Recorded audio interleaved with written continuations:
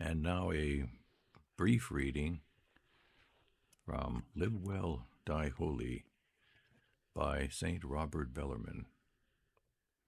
Backing up a bit from where we left off at reading 13, this is reading 14. He, hanging naked on the cross, exclaimed that he thirsted for my salvation, and I still continue to offer him vinegar and most bitter gall. Who will explain to me from what a height of glory I fell when I committed such and such a sin? I was heir to an eternal kingdom, a life of eternal happiness. But from this great happiness, the greatest that can possibly be possessed, I unhappily fell for a short passing pleasure, or for certain offensive words, or blasphemous language against God, which did me no good whatever. And to what a state have I come, having lost that happiness? To the captivity of the devil, my most cruel enemy. And as soon as the putrid carcass of my body shall be dissolved, which may be at any moment, instantly, and without any remedy, I shall descend into hell. Ah, miserable me! Perhaps this day, or this very night, I may begin to dwell in those eternal burnings, and, in spite of all these considerations, the ingratitude of a most wicked servant increases against a most loving Father and Lord.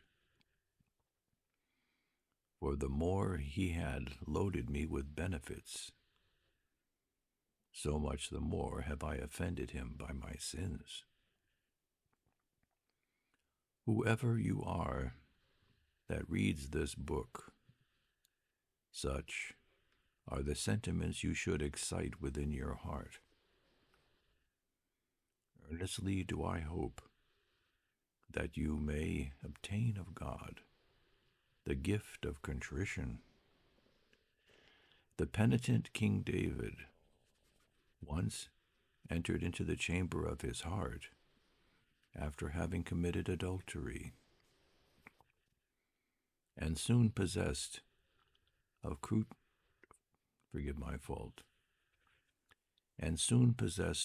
contrition, did he water his couch with his tears. Peter also, being penitent, entered into his heart after having denied his master, and immediately he wept bitterly.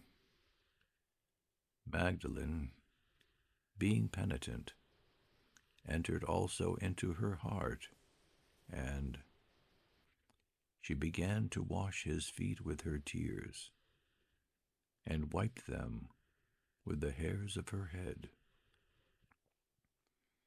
These, then, are the fruits of holy contrition, which cannot arise except in the solitude of the heart. We will now speak briefly on confession. I know that many people approach it without any or very little benefit, and this arises from no other cause than their not entering into their heart before they prepare themselves for confession. Some so negligently perform this work that only generally and in a confused way they accuse themselves of having violated all the commandments, or of having committed every mortal sin, To such people, only a general absolution can be given, or rather, they are not in a state to receive absolution at all.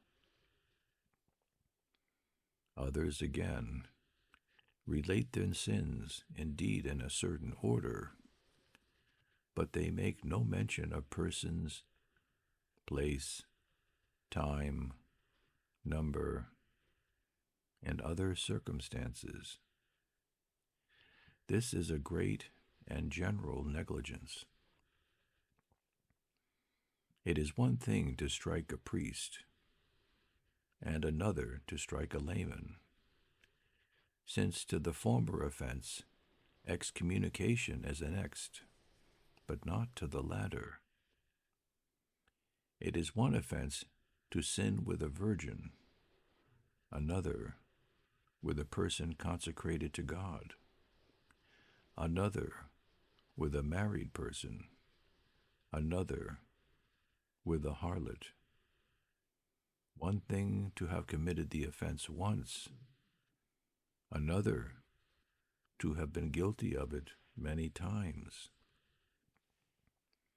Again, there are others, and this is more astonishing, who imagine that internal sins, such as desires of fornication, adultery, homicide, and theft, are not sins unless actually committed!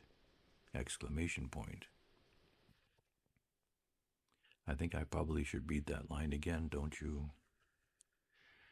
Again, there are others, and this is more astonishing, who imagine that internal sins, such as desires of fornication, adultery, homicide, and theft, are not sins unless actually committed,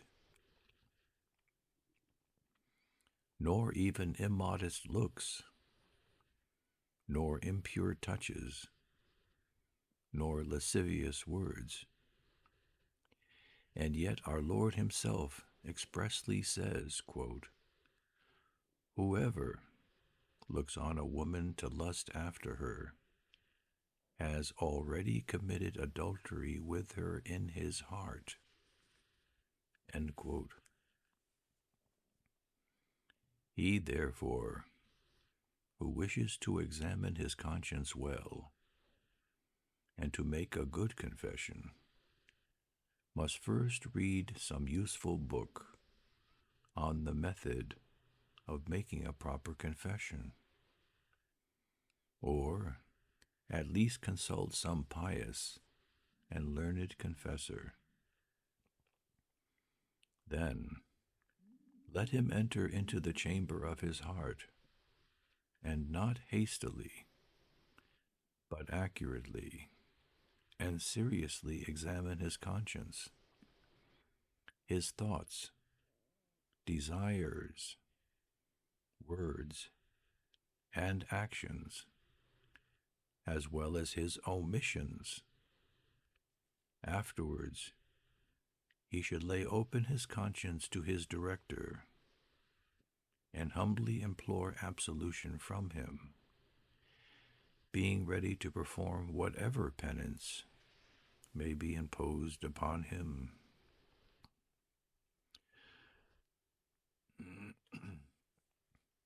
There's been so much already said here that I am aware shall be so revelatory to you, because if you've ever heard these words, it's probably not since 50 years. And therefore, it requires digestion. And if you've never heard these words at all, if you're young, I'm quite confident that very few of you would ever have heard words similar to this, which are very true, that it also requires a great deal of assimilation to do that which it says after coming to appreciate the truths contained therein. Well, God willing, we'll get on to reading 15 before long. God bless you and thank you.